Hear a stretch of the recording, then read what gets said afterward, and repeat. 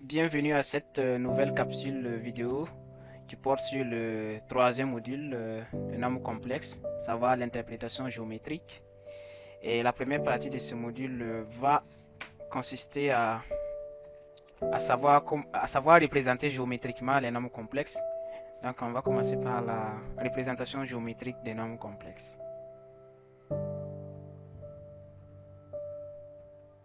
Représentation géométrique des nombres complexes.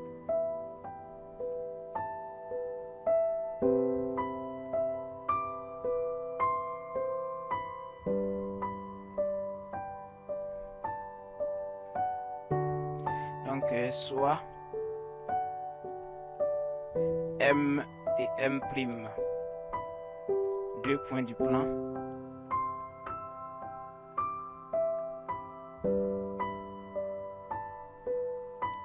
d'affixes respectives.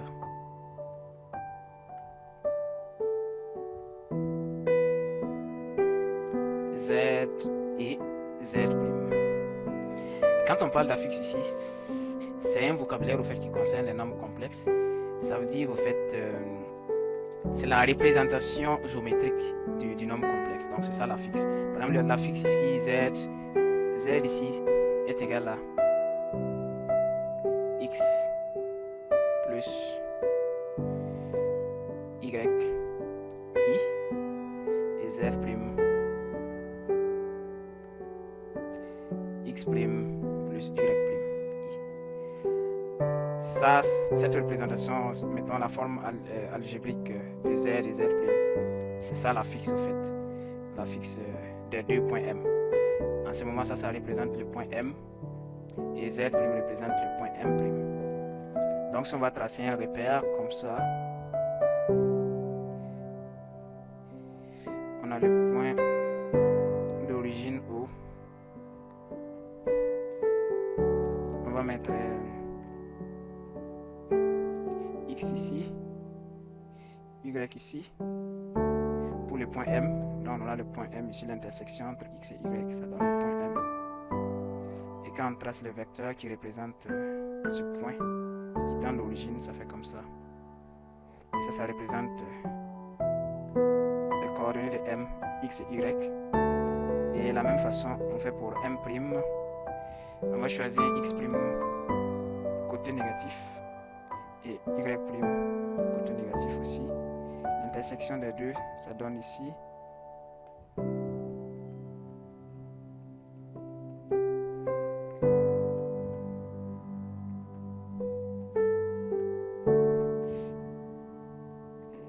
Là ici, ça représente le point M', de coordonnées X', Y'. Donc ça, c'est une représentation de nos deux points qui ont des affixes respectivement M, Z et M', Z'. Donc comment on fait pour trouver la distance OM? Ça c'est vraiment un rappel parce qu'on l'avait déjà vu. La distance OM, c'est-à-dire cette distance là. Cette distance OM est égale à combien?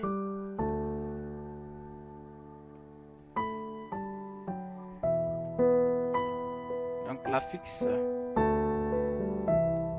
du vecteur OM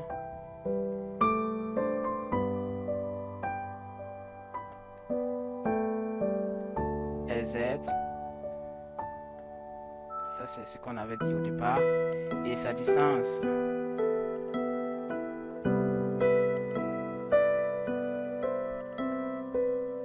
OM est égale au module de Z. Donc si vous vous rappelez la toute première vidéo, ça parlait du module. Le module c'est vraiment la longueur d'un vecteur qui représente un nombre complexe. Donc c'est la distance OM est égale au module de Z. Et l'argument qui est l'angle entre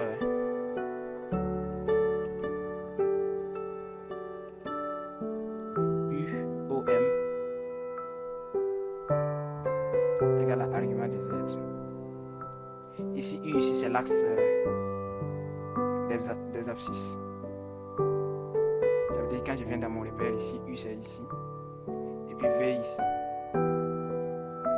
comme ça, vu comme ça. Ok, ça c'est une des propriétés qui est là. L'affixe du vecteur OM est Z et la distance OM est égale au module de Z et l'angle entre, c'est un angle, on va mettre comme ça, l'angle entre U et OM est égal à l'argument de Z, donc l'angle qui est là.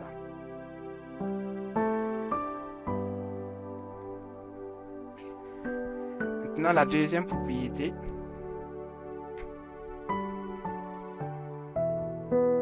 si M, le point M appartient au cercle de centre O,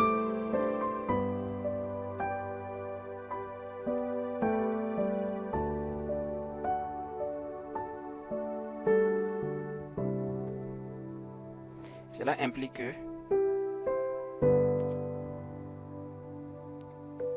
c'est pas terminé, des centres O et de rayon 1, cela implique que le module de Z égale à 1.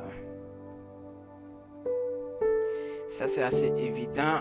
Si on fait la représentation géométrique, vous allez le remarquer tout de suite. On a notre repère qui est là, le centre O ici. Et on a un cercle de rayon 1. Si le rayon c'est 1, si on fait les unités ici, 1 ici, 1 ici, moins 1, moins 1. Donc le cercle de rayon 1, c'est le cercle qui va passer par ces 4 points.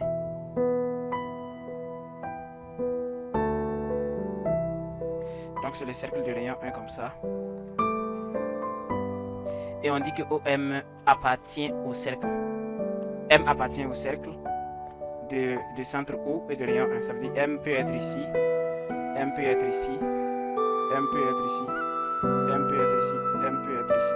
Quel que soit là où M est, la distance entre O et M sera toujours égale au rayon du cercle. Or, le rayon ici est égal à 1. Donc, le module de Z sera toujours égal à 1. Parce que le rayon ne varie pas. Quand on est ici, OM ça fait 1. Ici, OM ça fait 1. OM ça fait 1. OM ça fait 1. OM ça fait 1.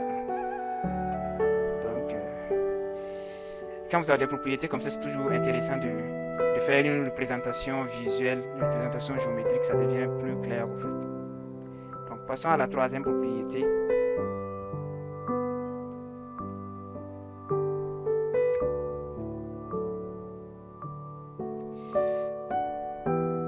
Si M appartient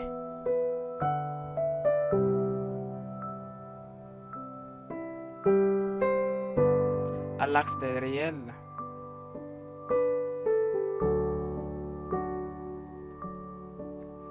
c'est-à-dire OU,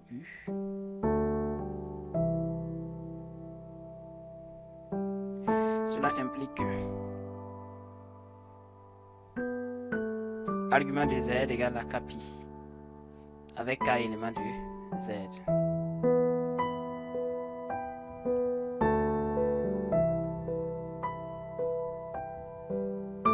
Z c'est l'ensemble des entiers relatifs ou bien Z égale à 0. Donc on a les deux cas. Pour cette propriété aussi, nous allons faire une représentation qui va paraître plus claire. Ici c'est l'axe des réels. Donc c'est sur l'axe OU. Donc tout point qui se trouve ici, que ce soit M ici, M peut être ici, M peut être ici, M peut être ici, ou M peut être dans les signes négatifs.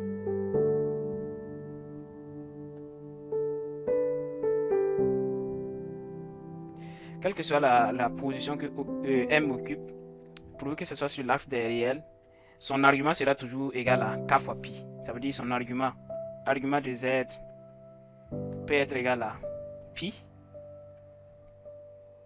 ou 2pi ou encore 3pi ou 4pi. C'est pour ça, pour ne pas avoir à citer toutes les possibilités, on le résume à Kpi. Donc avec k éléments de z. Ça peut être négatif aussi, ça peut être moins pi, moins 2 pi, moins 3 pi, moins 4 pi, ainsi de suite. Donc, ça c'est la représentation des nombres réels. Puis à partir du moment où il n'y a pas d'abscisse, il n'y a pas d'ordonnée, ça veut dire que ce n'est pas un nombre complexe. C'est la partie imaginaire est égale à 0. Dans la prochaine propriété,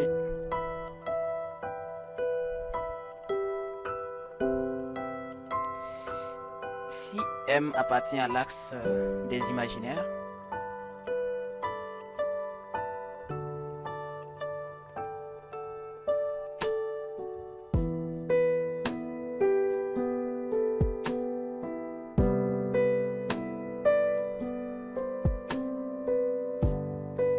c'est-à-dire 0V,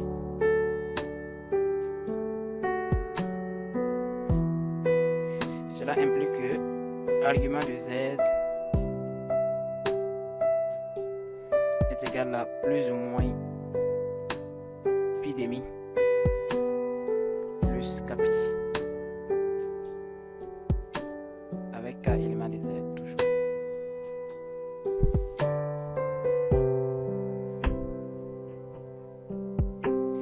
On fait une représentation géométrique. Voici l'axe des imaginaires.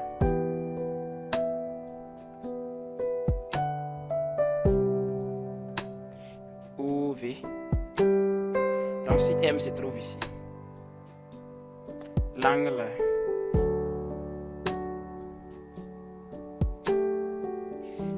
que ça fait ça. Par exemple, si M est ici, ça fait pi demi. Ça va faire un angle droit ici. Donc pi demi. Si M se trouvait ici, ça allait faire moins pi demi.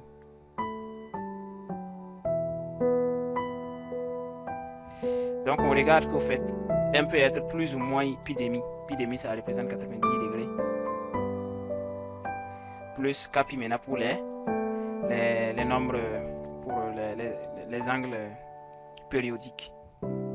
Donc puisqu'il y a la périodicité qui rentre en jeu, un angle peut être représenté de plusieurs manières. Au fait, en ajoutant un k pi, on revient toujours au même angle. Donc, quand le nombre complexe n'a pas de partie réelle, ça veut dire que ce sont des imaginaires purs. Ça veut dire leur argument est soit positif en pi demi ou bien négatif en pi demi plus une certaine variable k pi.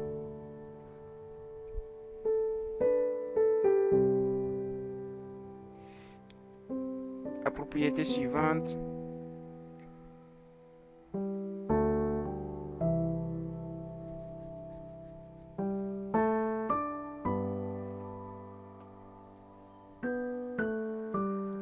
L'affixe du vecteur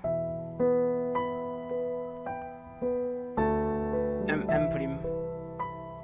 est z' moins z, ça c'est l'affixe, et la distance m' est égale à module de z' moins z. Comme l'affixe de z, l'affixe de m, c'est z et m', z'. Si on veut trouver la différence, puisqu'on a le vecteur m', c'est comme si on fait la différence entre m' et m. Donc l'affixe de m' est égal à z' moins z. Et une fois qu'on a z' moins z, pour trouver la distance, on fait seulement le module de z' moins z. Ensuite, l'affixe du milieu de m', l'affixe du milieu mm',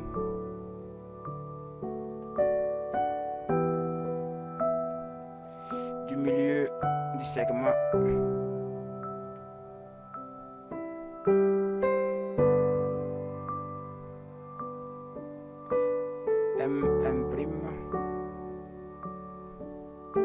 est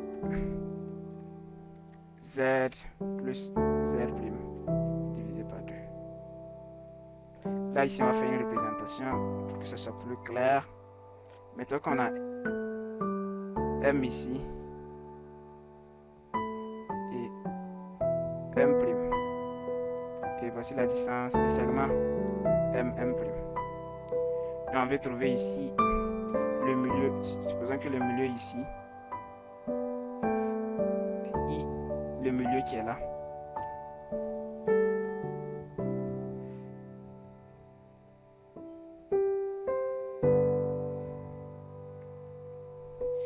I ici sera égal à la somme de 2 au fait. La somme de 2, donc Z' qui représente M' plus Z divisé par 2. La moitié du segment.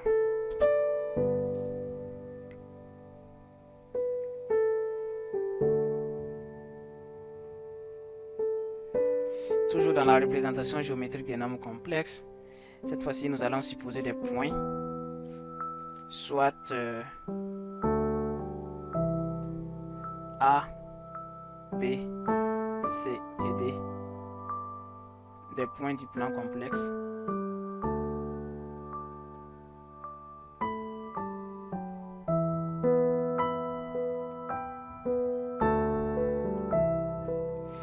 Première propriété, la fixe du centre de gravité du triangle ABC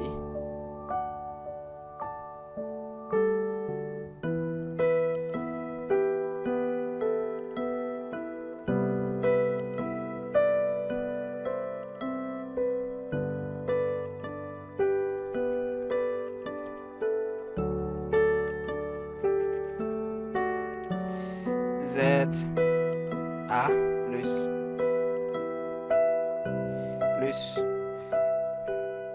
ZB plus ZC divisé par 3. Donc maintenant, si on a un triangle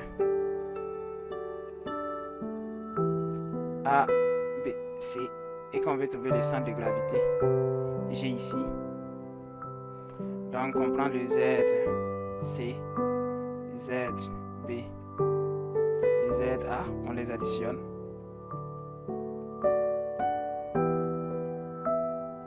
On divise par 3.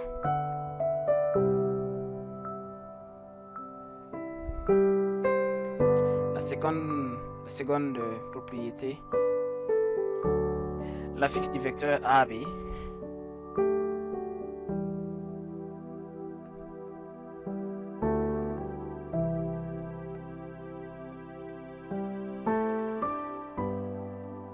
tout simplement Z de A moins Z de B.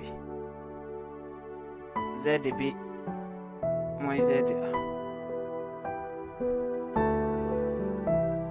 La fixe qui représente le vecteur AB. Si on a le vecteur AB comme ça,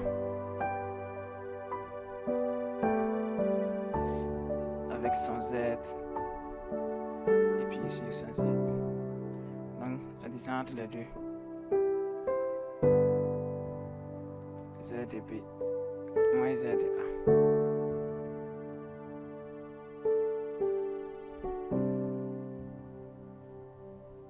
Maintenant, comment calculer la distance AB? AB est égal au module de Z de B moins Z de A.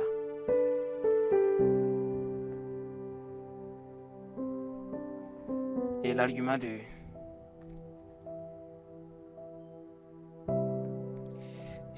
l'angle entre l'axe des abscisses et le vecteur AB est égal à l'argument de Z de B moins Z de A.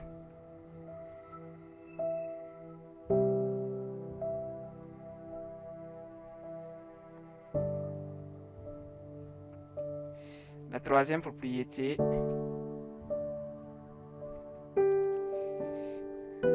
là on a, si on veut faire le quotient entre deux distances, CD sur AB, CD sur AB est égal au module de ZD moins ZC divisé par ZB moins ZA. Ici, l'astuce pour calculer le module d'une distance, c'est toujours faire la deuxième lettre moins la première lettre. Donc z de d moins z de c, z de b moins z de a. Mais même si vous faisiez l'inverse, vous allez trouver le même résultat parce que c'est un module, donc ça doit donner normalement un signe positif. Donc, mais pour ne pas trop se mélanger, ça c'est vraiment une astuce. Toujours prendre la deuxième lettre moins la première. Donc z de d moins z de c, z de b moins z de a. Et l'argument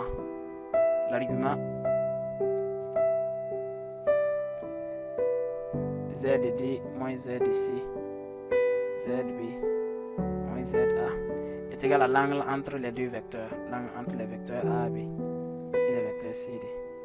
Donc l'angle.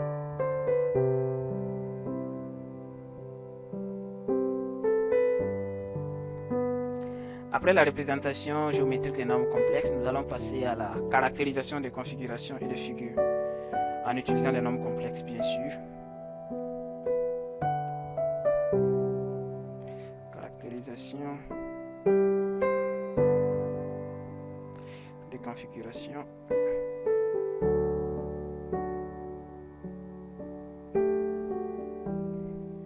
et des figures.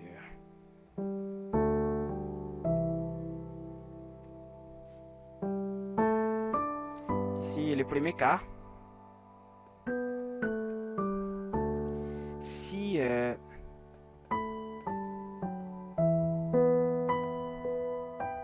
là c'est vraiment des propriétés, donc c'est pour ça va un peu plus vite.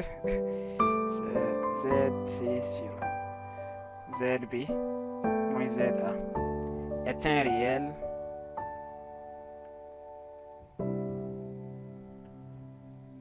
alors l'angle entre AB et CD égale à 0, 0 ou pi, et AB et CD sont parallèles. AB parallèle à CD. Cette propriété dit que si on fait le ratio entre z de d moins z de c sur z de b moins z de a et qu'on trouve que c'est un nombre réel, ça veut dire la partie imaginaire égale à 0, ça veut dire que AB, CD, les deux droites sont collinéaires sur l'angle. Si l'angle est 0 ou pi, ça veut dire que les deux droites sont collinéaires. Deux droites collinéaires. Et quand on dit collinéaire, ça veut dire parallèle, puisqu'il n'y a pas d'angle entre les deux droites. Donc c'est pour ça qu'on dit que AB et CD sont parallèles. Et la deuxième propriété, cette fois-ci c'est l'inverse. Si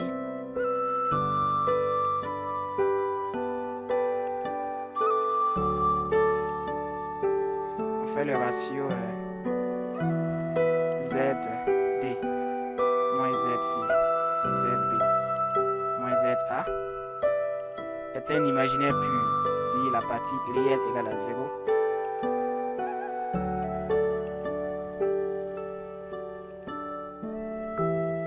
Alors, l'angle entre les deux vecteurs AB,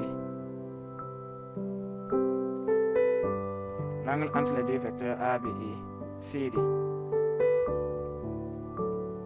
est égal à plus ou moins pi demi plus kpi avec k éléments de z. Et cela implique que, bien évidemment,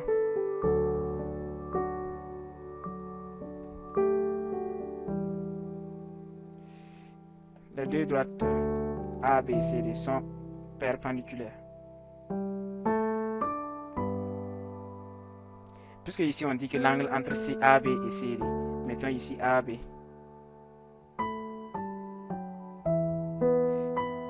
Et CD.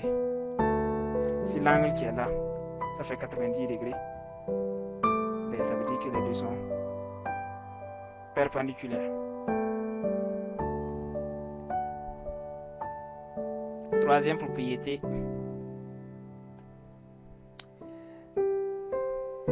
cette cette fois-ci, on va comparer entre AC et AB. Si Z de C moins Z de A sur Z de B moins Z de A est un imaginaire pur,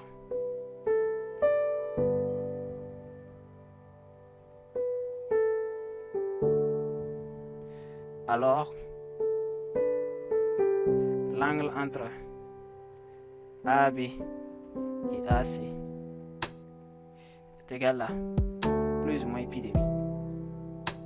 Et je vous laisse imaginer la suite. On va faire la représentation, vous allez voir vous-même. On a deux vecteurs AB et AC qui sont perpendiculaires. Donc, plus ou moins pi de mi, ça fait plus ou moins 90 degrés. Donc ici, si on fait la représentation géométrique, on a le vecteur AC, AB, AC, AB. Et si on relie les deux, donc ici, et AB c'est un rectangle, est un triangle rectangle en A. Ça va former un triangle rectangle en A.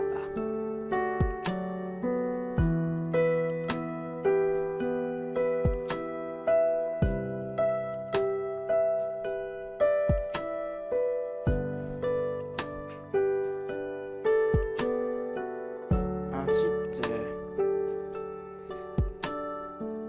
cette propriété concerne encore les triangles ABC. Si le module, maintenant on va comparer les modules, si le module de ZC moins ZA sur ZB moins ZA est égal à 1, cela implique quoi? Cela implique que si on fait produit de croix, Z de C moins Z de A égale à Z de B moins Z de A, ce qui implique encore que quoi? AC est égal à AB. Si on a un triangle, je vous laisse imaginer, comme ça.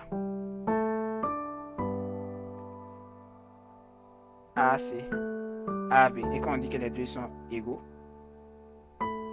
donc ABC est isocèle de sommet A.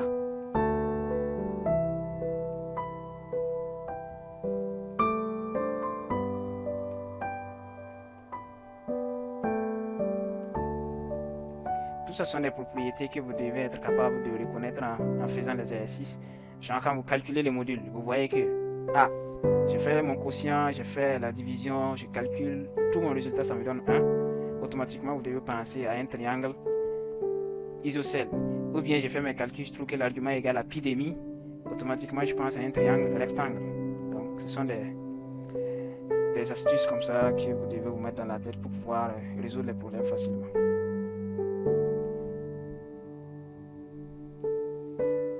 Ensuite, toujours avec ACE, AB, si Z de C moins Z de A divisé par Z de B moins Z de A est égal à plus ou moins I. Là, ça veut dire quoi? Si c'est égal à plus ou moins I, vous êtes d'accord avec moi que l'argument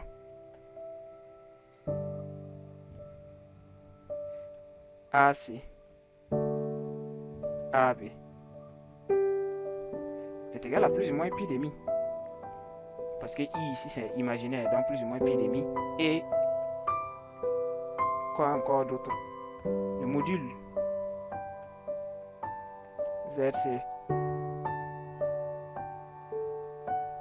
Le module ZC moins ZA sur ZB moins ZA est égal au module de I. Or, le module de I, ça fait 1. Donc, égal à 1. En combinant les deux, on va faire la représentation, vous allez voir. Ça veut dire qu'on a un angle droit ici. AB, AC. Et en plus, les deux côtés sont égaux. Donc, ça va nous donner un triangle, rectangle et isocèle. À la fois rectangle et isocèle. ABC est un triangle rectangle isocèle en A.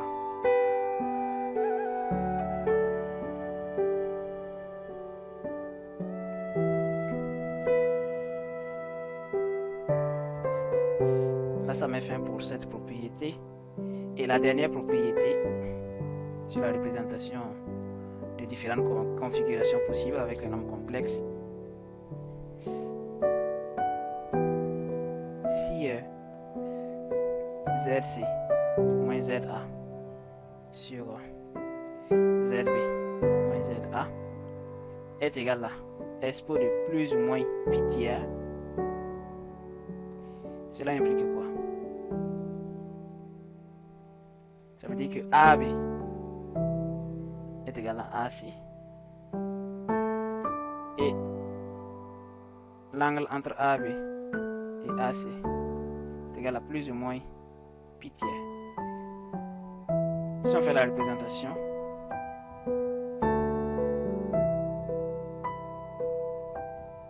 pi tiers c'est quoi? Pi tiers ça fait 60 degrés. Si on dit l'angle entre AB et AC, ça fait ici 60 degrés, et que AB est égal à AC, ça veut dire forcément qu'ici on a aussi 60 degrés. 60 degrés. Parce que c'est isocèle, et l'angle total d'un triangle c'est 180 degrés. Donc si on fait 180 moins 60, le tout divisé par 2, on aura ici 120 divisé par 2, ça va donner 60 degrés partout. En ce moment, ABC est un triangle, bien évidemment équilatéral.